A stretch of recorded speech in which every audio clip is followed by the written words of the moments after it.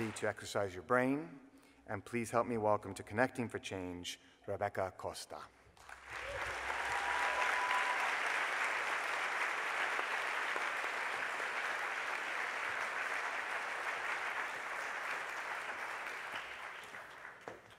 Hello, can everyone hear me? Hello, fellow pioneers. Here's the first thing we're going to do. We're going to take our hands like this. Can you do this? And give yourself a big pat on the back, because our job is not easy. But I do bring good news. And here's my good news. I just came from Washington, D.C., standing room only speech. We had 4-star generals in the room. I'm telling you, I know the work on the ground is really hard. It's hard. Sometimes you wonder if it's percolating upward. Everyone says, yeah, but you have to start in small communities like this. It is percolating upward. The dialogue in Washington, D.C., the United Nations, is changing. I'm there. It is. It is. If I'd have known I didn't have to wear heels and I could just showed up in my jeans, I would have done that. But see, I'm in Washington, D.C. so much, you have to look the part nowadays. Okay, the first thing I want to do is thank the Marion Institute. Yeah. Thank you for getting me out here. And now we're going to move from the deeply personal journeys that we heard about this morning to the macro. And I'm a sociobiologist, so when I talk about macro, I'm talking about the beginning of humankind. I'm not talking about US history, I'm talking about all of our history. So by a small show of hands, I'd like to know how many of you have noticed that our problems seem to be getting a lot more complicated, let's say in the last 10 years. Raise your hand. Okay, keep your hand up, because this is your 5 minutes of free therapy. Look around the theater. Okay, it's not you. All right, it's not you. I'm telling you. Now, my son, who's 30 years old, he was convincing me, well, I'm just getting older and I'm becoming feeble. But I didn't think so, because something in my gut had me feel that things were getting away from me. And it started to get verified when Verizon started announcing that I could buy a smartphone that had 200,000 apps on it. Okay. You can't handle 200,000 of anything, right? But that's not just look, if we were in touch with our biology and who and what we really are, what this biological spacesuit can and cannot do, then we wouldn't have to make laws to tell us you can't text and drive a 2-ton vehicle. Okay, what is that about? What's going on that we think that we need an iPad, we need a BlackBerry, we need a smartphone, we need a laptop? I mean, I'm so over-featured, I don't even know what's on my smart devices. Okay, according to the CEO of Google, Eric Schmidt, we are generating as much data right now every 2 minutes, as we generated from the dawn of humankind to year 2003.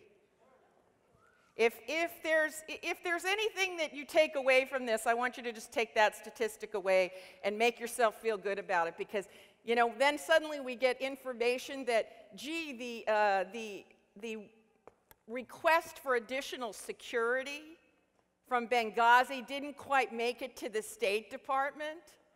You think? You think? Now, we want to go after individuals for this kind of stuff. We're still those guys in the West that want to storm the jail and pull someone out and hang them up on a rope. But imagine if you and I had that job and we had requests coming in from all over the world every second of every day. You think some might get lost? Anybody? Yeah. Okay, so I'm here today to really tweak you a little bit. And here's how I'm going to tweak you. Our problems today are not economic and they are not political. But if you listen to every leader in every country, they will convince you that they are. And so therefore, they present only those solutions, all the solutions we have to all the problems we have in the world today are either economic or political, and we've somehow left out biology. How did this happen? How did we start thinking that we had more in common with a computer than a bonobo monkey? We've broken down the human genome, folks. There's less than a 5% difference in our genetic material and a bonobo monkey. And if you look at bonobo monkeys, you can learn a lot about how we behave.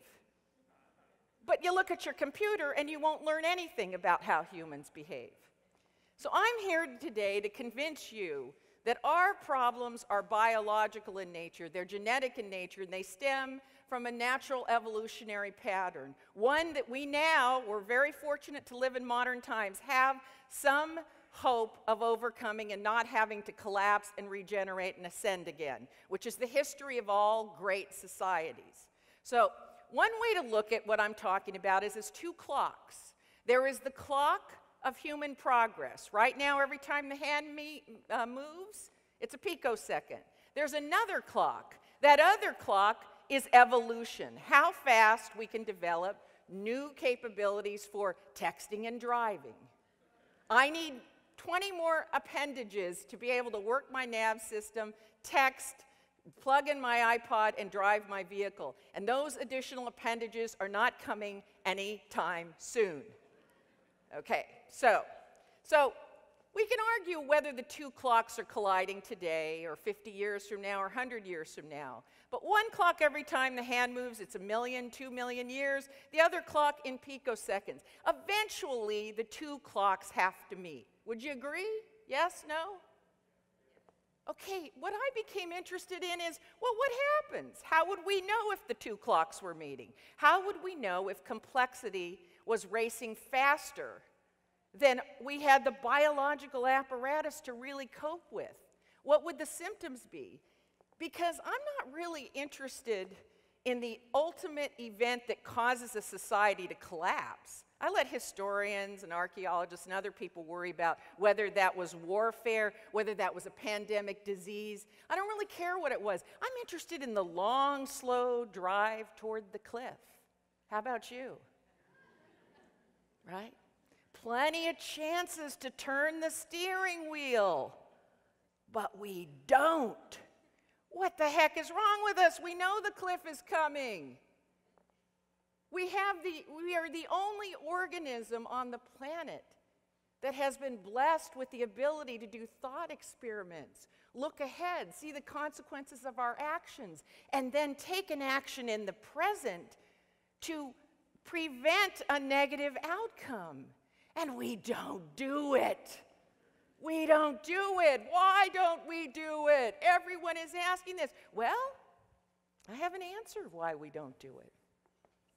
The first sign that we have hit a cognitive threshold and that the complexity of the problems we have to deal with exceed the capabilities, the cognitive capabilities that we have evolved to this point in time. And you know, if you want to argue about evolution, we could have that argument in the butterfly tent. We can have that discussion. But look, the reality is if you took a Neanderthal and you dropped him in Times Square today, he wouldn't function well. And if you took us and put us in a time machine and you jettison us a couple million years in the future, we are the Neanderthals. We're going to look really bad. We really are. I mean, people are going to be saying, really? They lopped off women's breasts and that's how they cured them? Pretty savage. I mean, and that's what we look like. So at any point in time, we're this continuum. And we have this to deal with. Even Obama, even Mitt Romney, they have the same capabilities you and I have. And if we're struggling, so are they. So is the head of the State Department, so is the head of the CIA. So the last major physical change that we had happened 3-4 million years ago when we stood upright. And suddenly we could see our enemies very, very far away. We could smell them, and we wanted to use that to our evolutionary fitness so we could survive. But we didn't really know how to process that information. And it was really interesting that at that time, the frontal cortex was born in the in humans, and it grew to be 1/3 of our brain. That's your CEO of your brain.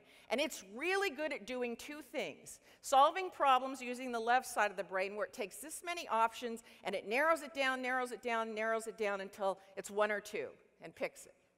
And then the other side of the brain, which is your creative, more synthesis, it uses more synthesis, and that's where I can, like, if I'm talking to you and you get a little bit of a sweat above your lip, I know you're lying to me. By the way, if you don't know this, you're all excellent liar detectors, because detecting a liar was essential for survival in prehistoric times. So there have been two ways that we've solved problems up to this point. We're going to talk about a third way that neuroscientists have recently discovered. So let's back up for a moment and let's talk about what happens when we hit this cognitive threshold. When the problems that you and I have to solve, pandemic virus, massive poverty, overfishing the oceans, climate change, terrorism, they become too complex to be able to wrap our brains around, literally. There are two symptoms that appear, and when the third symptom appears, the society is on verge of collapse. And will go into a tribal form, and then it will organize, and it will begin the ascension again. The first sign is gridlock. We know what our problems are, we know how dangerous they are, we see them coming, we know where the cliff is, and we become gridlocked. How many of you think that we've hit that stage in Washington, D.C., United Nations, everywhere you go? Do you think we're gridlocked? Okay, so we can agree we've passed the first stage. They know what the problems are, they aren't acting on them. Okay, the second stage, when knowledge becomes too difficult to comprehend, i.e., we're getting as much data since the dawn of man to 2003 every 2 minutes, right? And IBM starts saying that their new buzzwords are big data, which, by the way, should be translated to everybody as big complexity, right? But then you can't sell computers, right? The second sign that we come up against is that there is a mass confusion in every society between facts and beliefs. Today, we have 1.5 billion temperature readings of the Earth's surface.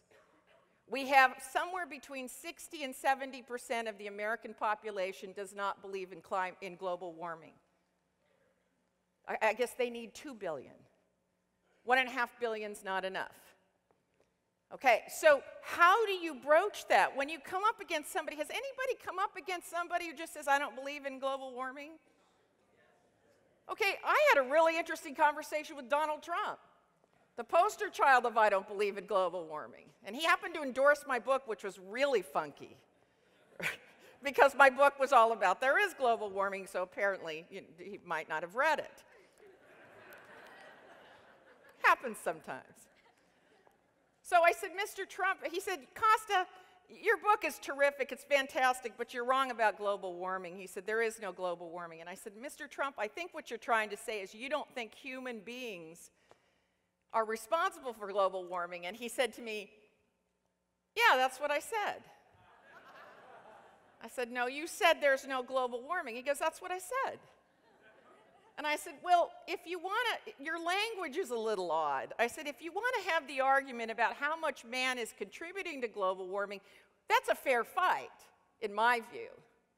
But to say there isn't any, there's 1.5 billion measurements of the Earth warming up.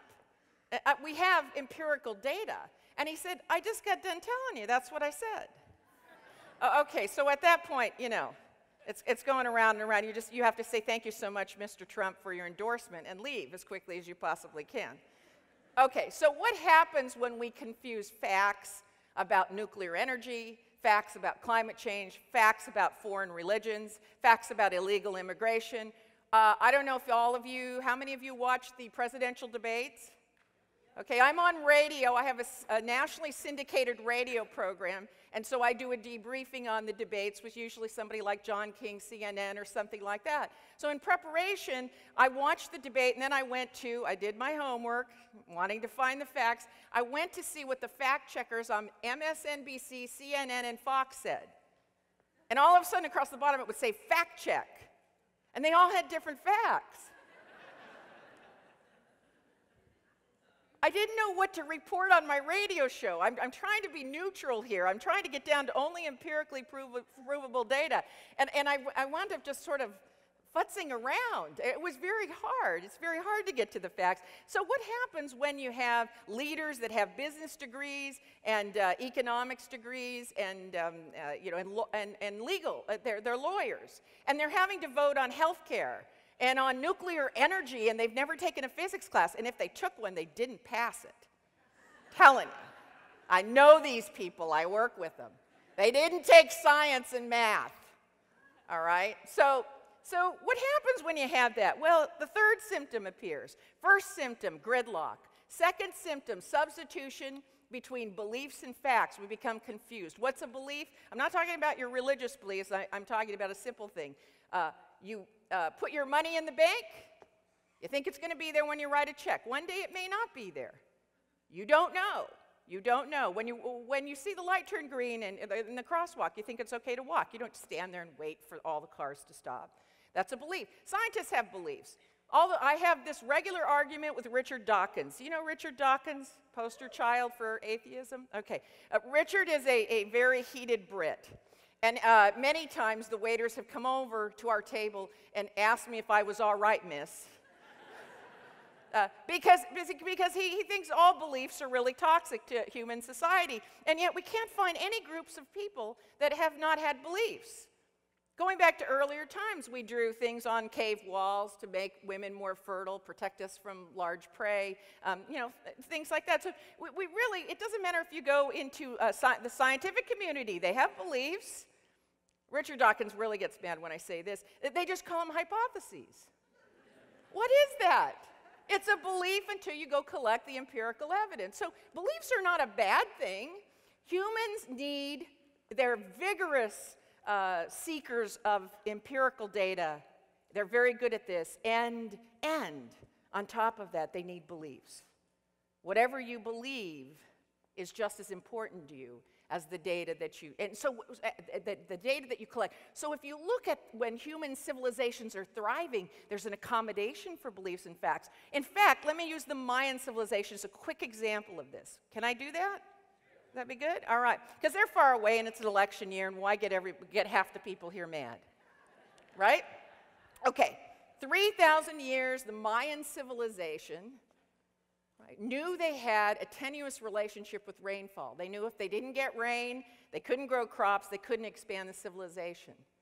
So many of you have gone to see the Mayan ruins, not as interesting as the Mayan reservoirs. They were amazing hydraulic engineers.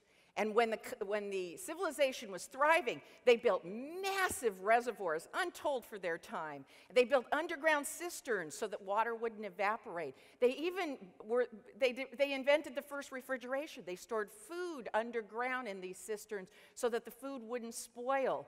They had crop rotation, water conservation measures. They did all the things that we do now to conserve water. Were done by the Mayans. But they didn't know climate change. They didn't understand the rain was going to stop coming. So as the drought got worse and worse, you saw them stop building reservoirs. No more underground cisterns. They began increasing sacrifice, which they had been doing for 1,000, 1,500 years, along with using man-made remedies.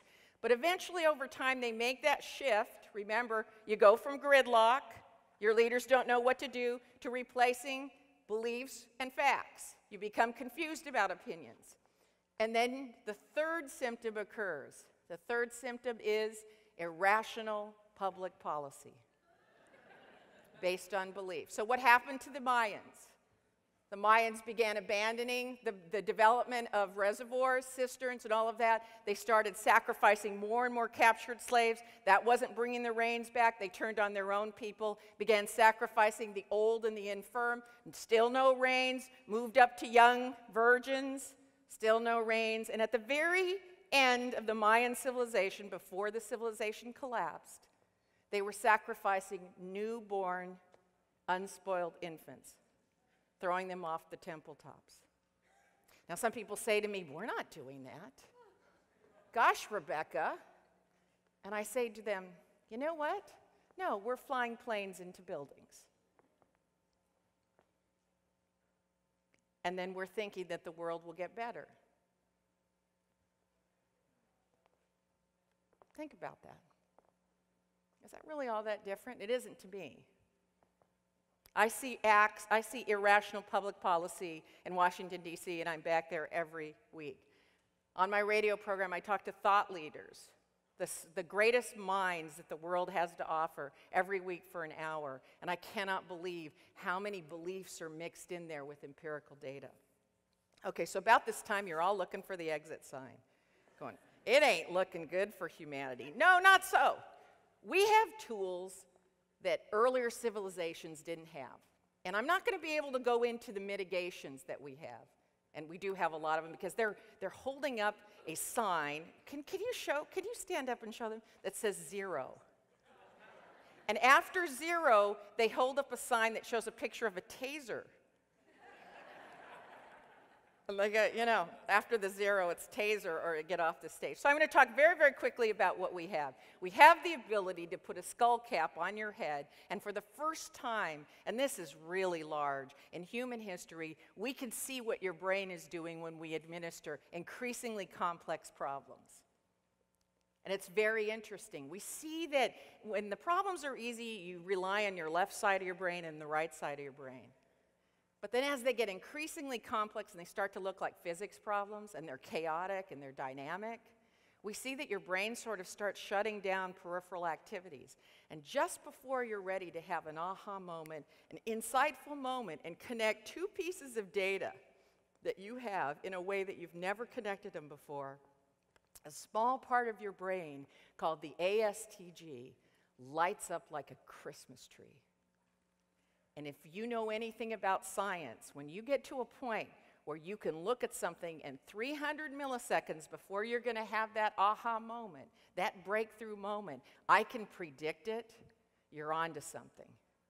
And we know that this is a capability that all humans have. You know that we've developed folklore about an apple falling on Newton's head and Archimedes sitting in the tub and the water flowing over and he discovered displacement theory.